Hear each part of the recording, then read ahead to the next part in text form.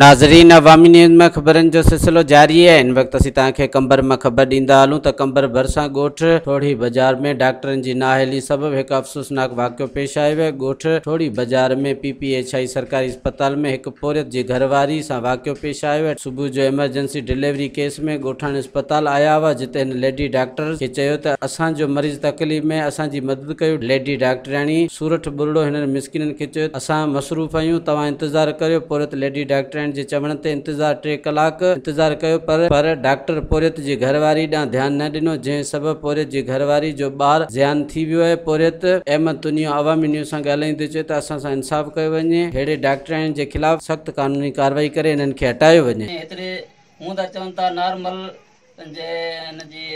Emergency जो असां वटि इलाजु आहे, जे अगरि असां वियासीं त बावजूदि हुनजे असांखे इलाजु न ॾिनो वियो। नामो गाड़ी 12 ताईं वेठा हूंदा, असांखे कोई इलाजु नथा ॾियनि। चवनि था असां हुनखे हवालो न थिए, इंतज़ारु कयो, असां बिज़ी आहियूं, इंतज़ारु कयो।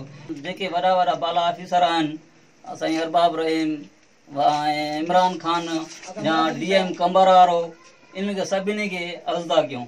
अगरि एतिरे कंहिंखे चऊं था डॉक्टरनि खे अची साईं असां डॉक्टरनि चढ़ियल आहिनि, असांखे ख़ुदि पाण खे चओ त असां मर्ज़ी वारा आहियूं, असांखे पघार मिले वेंदी। असां इलाजु ॾियूं न ॾियूं असांखे पघार मिलंदी, असां मर्ज़ी वारा आहियूं।